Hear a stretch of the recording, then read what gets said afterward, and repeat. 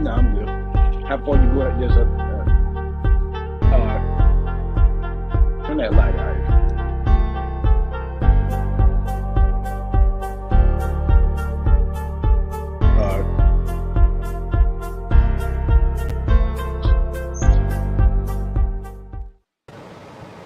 Thank you for watching Sunday Kickoff, a special NFL Divisional weekend. Peter Barraza here alongside Walter Stringer, Kendall Whitley. What's going on, guys? I can't call it. Just sharing this show, I gotta always share. What you guys expect today, man? I mean, we got two games that kind of turned out the way we pretty much expected. One of the games was a little further in distance as far as the final score, but we expect the games today to be a little more contested, I believe. Yeah, I believe that.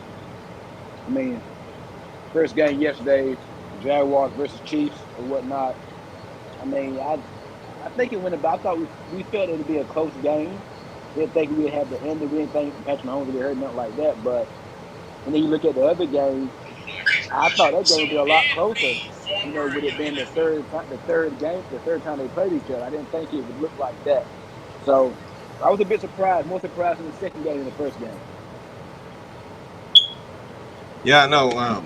Look, I mean, with the first game, right? I mean, we saw Patrick Mahomes injured his ankle, foot, right? He went out for a series, and then Chad Henne ended up taking the team 98 yards to score a touchdown.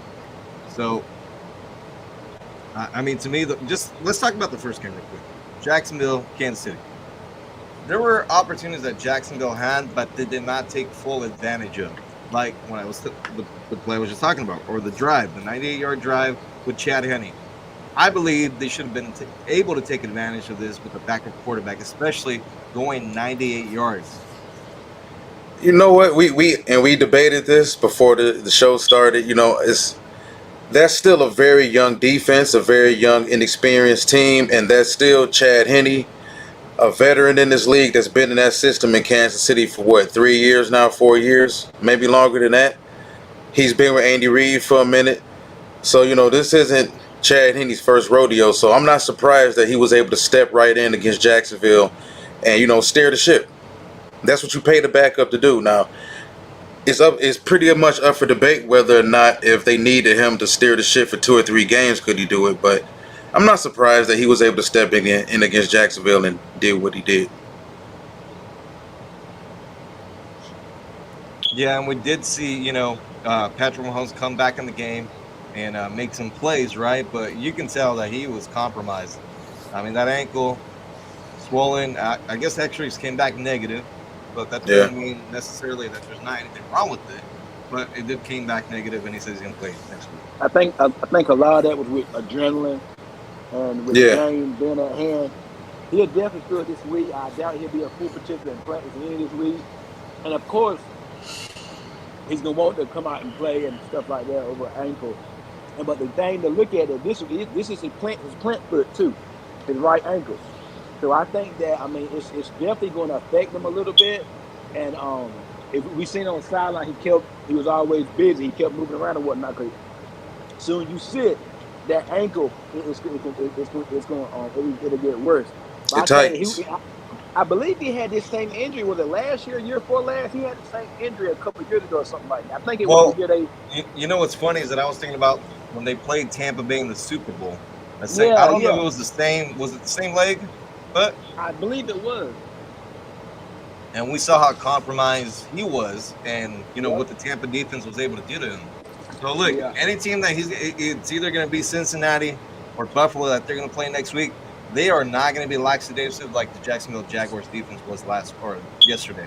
So we got to get ready for that. Yeah, Jags. They're a young team, unexperienced. Wasn't much thought about for them this year. They didn't have that many expectations. So Jags lost this game. Nobody's going to talk about the Jags all offseason or cry about the Jags not making it because nobody expects them to do much. But in terms of the Chiefs and whatnot. They do this. We have Chad Henne come in next week for a couple series against the Chiefs against the Bengals or the Bills, and you'll be going home. It ain't no. They could afford to do that yesterday against Jacksonville. Yes, we ain't been there before, but next week, I think the Chiefs. I keep saying I think the Bills or the Bengals. Either one of those are a tough matchup for the Chiefs. I don't think Kansas City want to see either one of them. And I know Chiefs have had the Bills number in the playoffs, but the Bills have won the last 2 meetings in the regular season and whatnot. But I don't think they want to see the Bills nor the Bengals next week. I think both of them know they can beat the Chiefs. So it's gonna be it. But I just know they won't be able to do that next week against the Bengals or the Bills. Well, I think the Bengals know for damn sure they can do it. Mm-hmm. Because they did it in the 3-0, playoffs right? last year. Yeah, they won the last 3 games against the Chiefs. Matter of fact, so Kansas City, as far as Buffalo's still kind of up in the air. Because if they, let's say for instance they get past Cincinnati today and they go and play Kansas City on a neutral site and the Chiefs beat them again, which is very well possible. They still have to prove that they can get over that hump in the playoffs. So Well, and I think also too, the Buffalo's Bills defense, they have some issues. I don't think Micah Hyde is gonna play this today. I think he might be able to go next week, but they got some issues back there too with injuries. everybody got issues right now, man. Everybody got the issues right now. Just comes down to execution on any given Saturday or Sunday, and can you come out on top? Well, let's talk Yep. about a team that looks like they do not have any issues, and that team is the Philadelphia Eagles, because essentially they blew out the New York Football Giants in a game that a lot of people thought was going to be closer than it was. Let's be honest here. The game was over at halftime, 20-0. I mean, what we just saying, like, it's tough to be the team 3 times in a row, but 49ers did last week against Seattle. They won the 2 regular season meetings and in the playoffs, but I did not think Philly would do this to the Giants. Yeah, I thought the game would be a lot more closer. The Giants had a lot of starters out that second, I think it was the second meeting, no, the first meeting, I believe. Second The first meeting. meeting, yeah. But they had a lot of defensive starters out that first meeting that they played. They did have a lot of defense. I seen that yesterday. They put that up. But everybody was healthy for the Giants yesterday, and it seemed like from the first drive on, that game was over with. And then I do think we'll probably get this later on in the offseason, but I think Daniel Jones is the guy for the Giants. I think you got to get him some help, get him some receivers or whatnot, because when your main guys is Hodgins, Richie James, Slayton, I do like Slayton as a good number 2 in the 3 option. But you got to get Daniel Jones some help. I know the Giants got some cap space this offseason, but get Daniel Jones some help or whatnot. The Kenny Galladay signing, and I know Walt, you probably can put more on this. It wasn't a good one for the Giants. Well, that hasn't worked out. I think they probably can get out of it after this season. But I think you got Saquon, re-sign Saquon, bring Jones back, get Jones some help. And I think in the NFC East and in the NFC as a whole, I think the Giants can really do some damage and keep using Daniel Jones. Daniel Jones looked like Josh Allen a little bit. Keep using Jones how they using him. I think that they got something there with Jones. I do like the fit there. Just build around him and whatnot. But I didn't think they'd get blown out like that by the Eagles. I thought the Giants would get up a little more, be motivated for this game after you done lost twice. But Eagles are clearly the better team, and Philadelphia looks real good, man. I know they said Jalen Hurts said he was nowhere near 100%, but I couldn't tell because maybe they were just throwing it out there. But he looked good to me or whatnot. They got Devontae Smith, AJ Brown, St. Dallas Goddard. Like Philly's on a roll right now, and I don't think we get to in a minute. But between San Fran and Dallas, they got the work cut out for them next week. But yeah, that's my take on that game. I was shocked. I thought that game would come down to why. I know a lot of people was picking the Giants to upset them. So we'll see. Yeah, I was shocked too. I thought prior to the game I had Eagles winning. Really close game. Figured it'd be somewhere between 2 and 4 points. Was completely off about that. Completely off about that. But it's just matchups, and defensively, I think the Eagles are just an awful matchup. They are an awful matchup for that Giants offense. For a lot of teams. Yeah, especially on the outside. Even if Bradbury and Slay aren't both there or aren't both 100%, there's just certain teams in your division that just seem to have your number, and the Giants don't have it for the Eagles right now. Yeah, and then the addition of Gardner Johnson, the trade from the New Orleans Saints too. He played pretty good last night as well. Well, I don't think the Giants are far away at all. Now, what's yet to be seen is can they repeat this? Because we've seen teams catch lightning in a bottle year one with the brand new head coach, and that brand new head coach fails to evolve and thinks he can just run everything back the next season, and then he finds out that the league has completely reinvented itself, and he hasn't. So, can they come back and be a 10-win team next season? 11-win team, be right in the mix, make the playoffs again? I think that's the key story. Well, here's the other thing too that we got to think about as well, and we talked about this on before the show. Mike Kafka, the quarterbacks coach, he's been a hot name out there as far as a head coaching or even an offensive coordinator job somewhere else. So, I mean, it's not a given that he's going to be back. Yeah, I mean, who is he linked to currently? I mean, we've heard his name thrown out there. There's a lot of those younger guys with names out Carolina. there. Yeah. Ben Johnson, Aaron Glenn. Yeah. They hired two coordinators. Both our coordinators actually did the interview. So hey, look, the Giants had a good season. It's time to move on to the offseason and get better. So no one expected this team to be in the divisional round. So. I agree with Kendall, though. I do think they should move forward with Daniel Jones.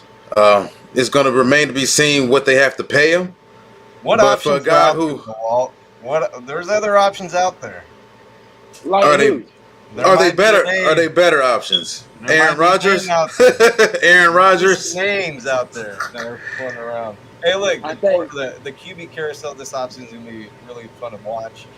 There's going to be a lot of different names switching teams. So, what do you guys think is going to be the first domino to fall in that quarterback carousel this offseason? Derek Carr being traded. And I think that's probably going to happen in the next week or two. I'm hearing they're starting to heat up or whatnot. Then I think after Carr, I would say Brady, Rodgers, or whatnot, somewhere beyond there. And Jimmy G. What about Wentz? Does Wentz get released? Yes. Yeah, gets released. Yeah. I think the one that goes after that is Aaron Rodgers before Tom. Him and his great mullet. Yeah. I think this year's a greater chance of him leaving Green Bay than last year, man. Yeah, and they were talking about the contract and the way it's set up, and it's tradable. So I think we'll see Carr. I think we'll see Rodgers, and then I think Tom's going to take his time. Well, I don't think Tom is going back to Tampa. No, he's not going to be. No, he's not going back to Tampa. That's a good one. So I think it'd be Raiders or Niners for Tom. 3 teams that have been linked to Derek Carr, all in the NFC South: Carolina, New Orleans, Tampa Bay. Keep an eye on those teams for Derek. But hey, do you guys think anything happens before the draft? Because we're looking at probably 5 quarterbacks getting drafted in the first round this year. I think something happens the weekend before the Super Bowl. How we saw a few years back. Yeah, with Derek Carr. They got a deadline. They got to push through. So, yeah, I think we'll see that trade happen. It's hard though, because if you look at teams like. A lot of teams picking in the top 10, like Atlanta, Carolina, Indianapolis. Those are for sure. Houston, those are for sure teams that won't pursue a Derek Carr or a Carson Wentz. So we're talking about the lower end teams who are kind of still middle of the road, possibly who could want them. I mean, the Vikings are going to hold on to Kirk Cousins. There's a chance Carr, one of these guys, could play in Washington.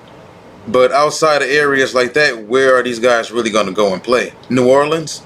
Well, let's think about the coaches, Walt, that were retained this season that we thought might be out of a job. One of them being Dennis Allen in New Orleans. He coached Eric his rookie year. We're talking about Ron Rivera before they had a turnaround, right? I mean, things were looking kind of shaky for him as well. And then Carolina doesn't even have a coach anymore. Tampa, look, one can make the case that they're going to be looking for a new head coach as well. They fired half the staff, not more. If you're the Saints, do you want? Because right now it's starting to seem like you're going down the coach route. Right. These like Winston was. I don't know what that was a weird situation this year with Jameis Winston. But hold on. Winston didn't play much. I don't know what happened there. Then you got in Andy Dalton. Now do they have a first round pick? No, it goes to Philly.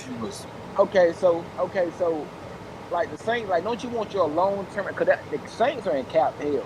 They bottom out. Yeah, they got to cut. They won't bottom out.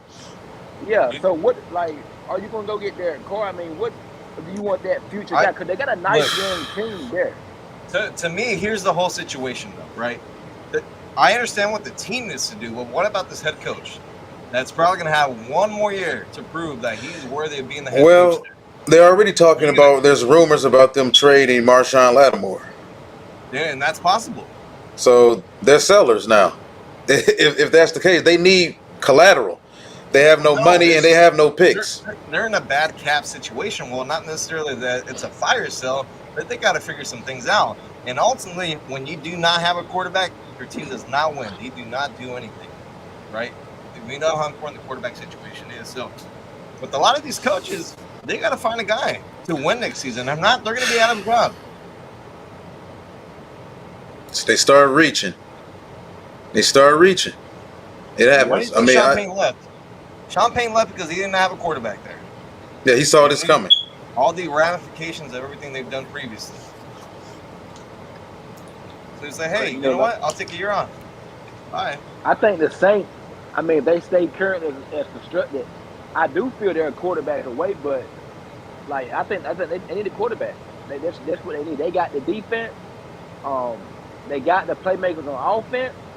They need an answer at their quarterback the quarterback position. But when you look at they still they're in cap hell. They don't have a first round pick, and so they probably have to do some maneuvering, some trading, some cuts and stuff. So we'll see what the Saints do. But I do think that team there, I can see Derek Carr going to the Saints. Aren't Carolina's kind of similar to Houston? I think in the sense that they're kind of a quarterback away from being right there and competing in their division, or even being the leaders of their division. Because if you look at the rest of that division, Atlanta, things are still kind of up in the air with Desmond Ridder. Will they go quarterback in the top 10 or not? You're looking at Tampa. Tampa could be without Brady next season. We're looking at Kyle Trask is the starter, or Blaine Gabbert possibly next season. And you look at who else?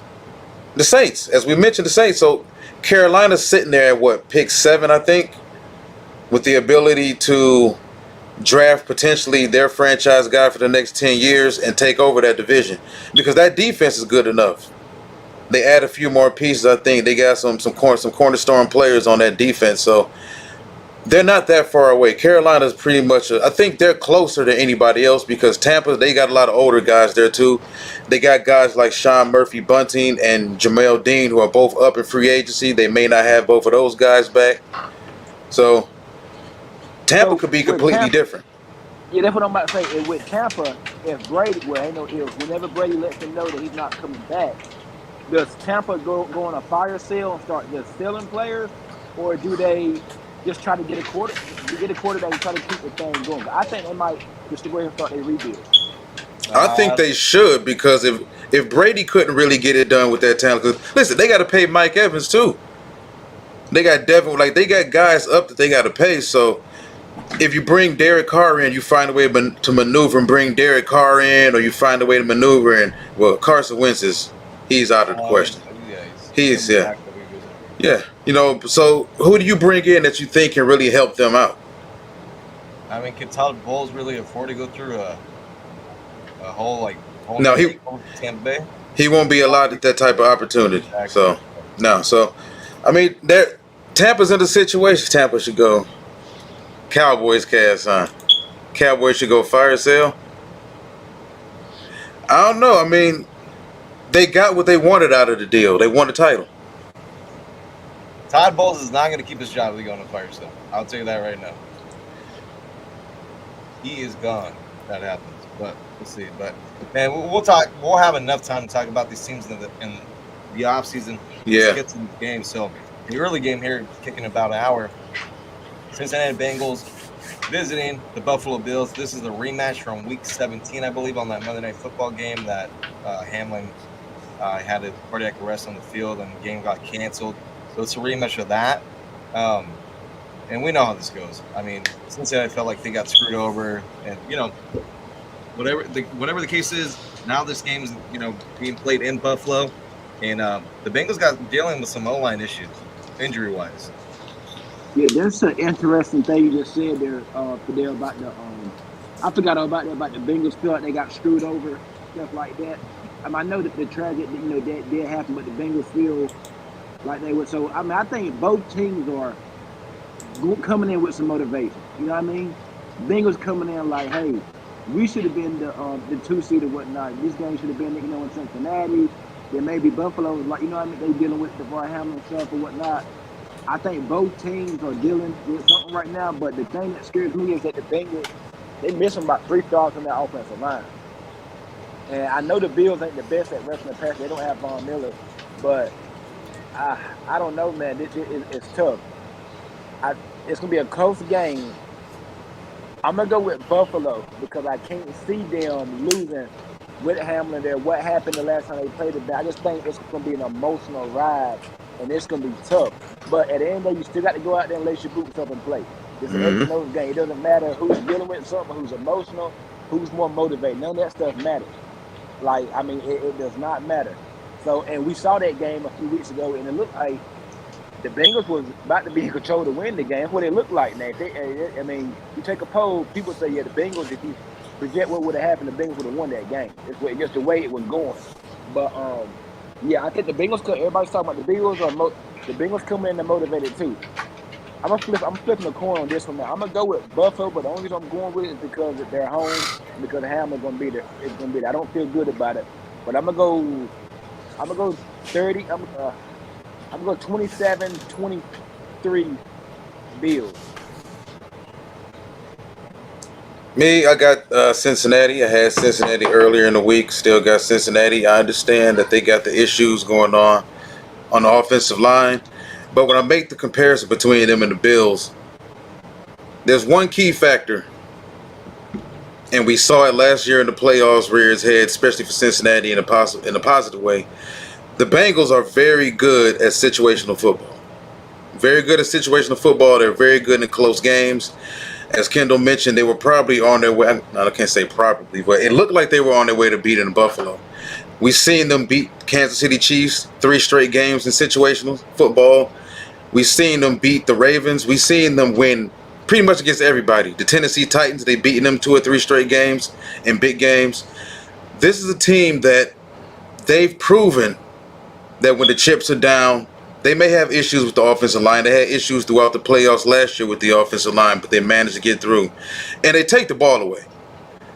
And Josh Allen has proven that he will give you some opportunities. So you got Bates back there in the secondary. You got that defensive front that can take the ball away. They can get a little bit of pressure.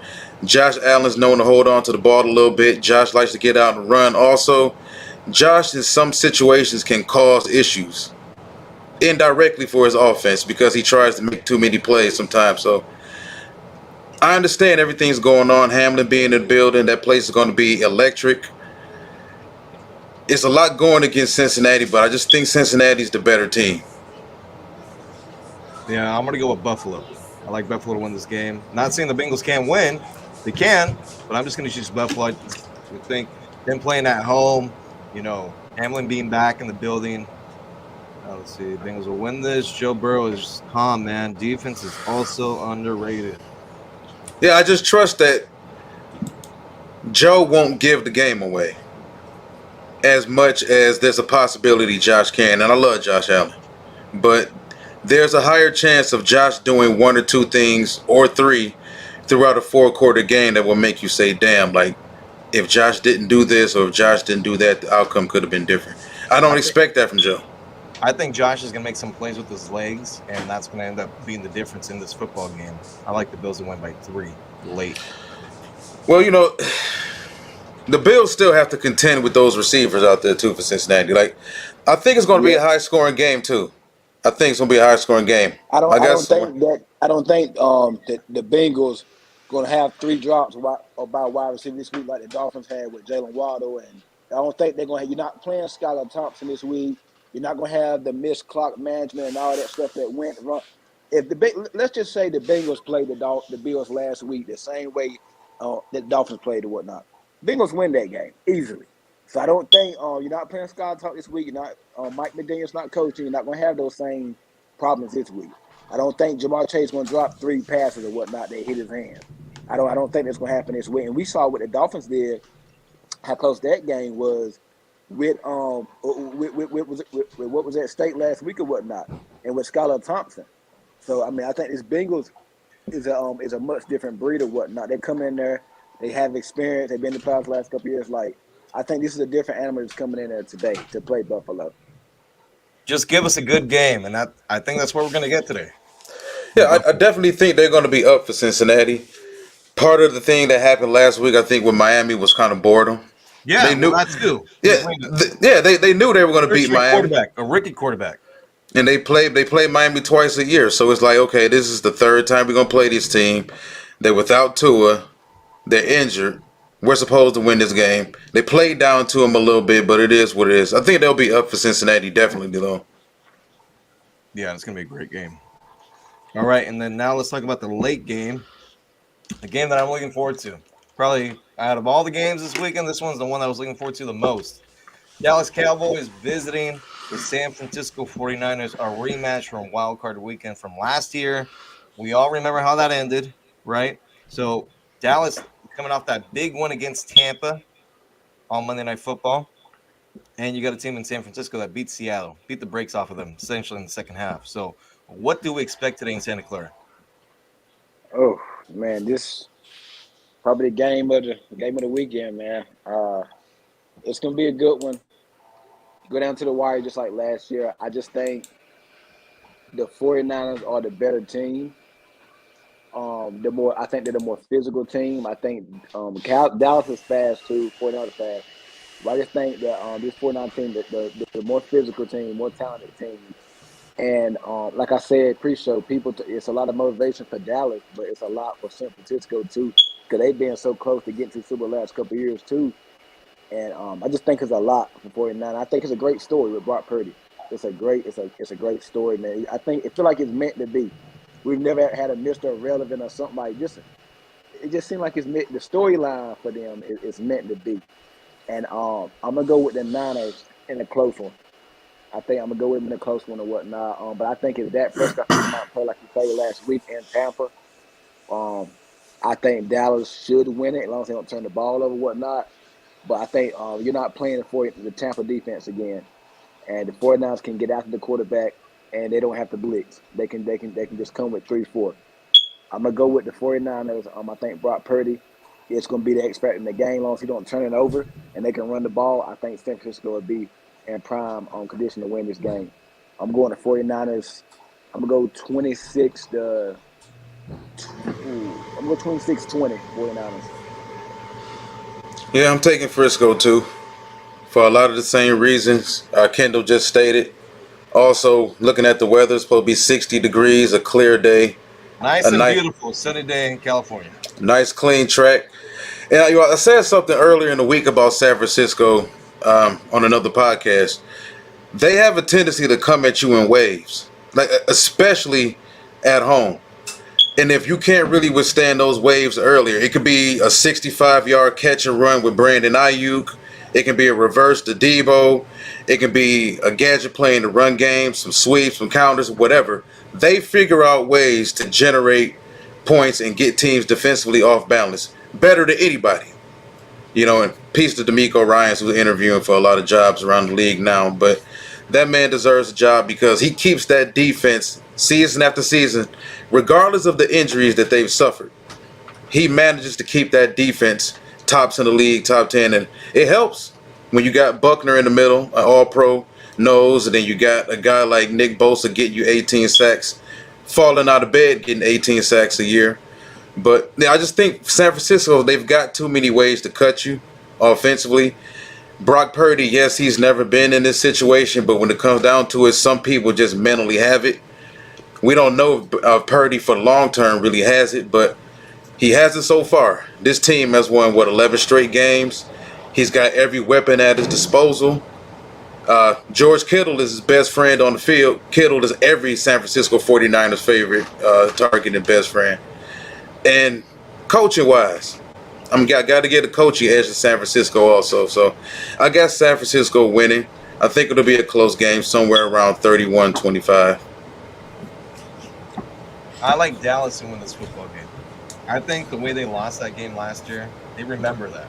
And I think, we talked about it again before the show, I think them playing on the road is going to benefit them a little bit, right? I think we talked about the team unity, things like that. I mean, you're against everyone and that kind of thing. But I really think it's going to come down to the defense, Dallas defense against Brock Purdy.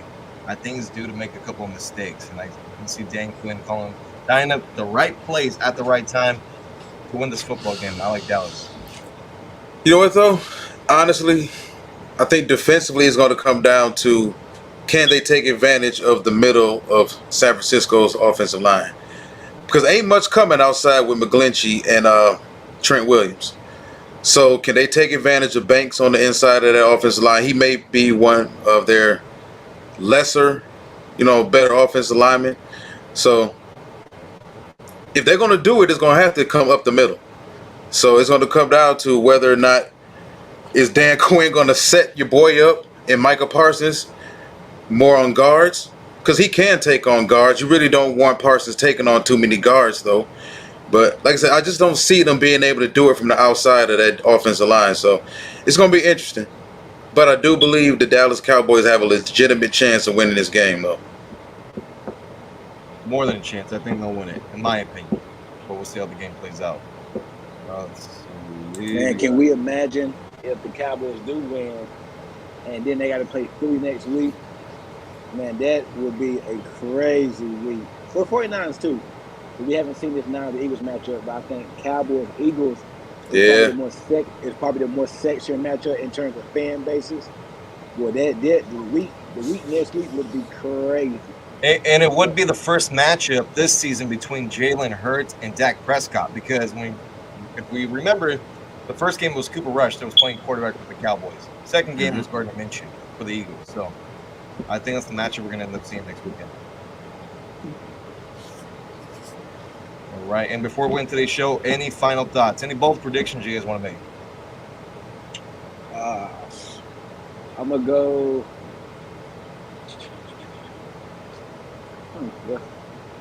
That's an interesting one.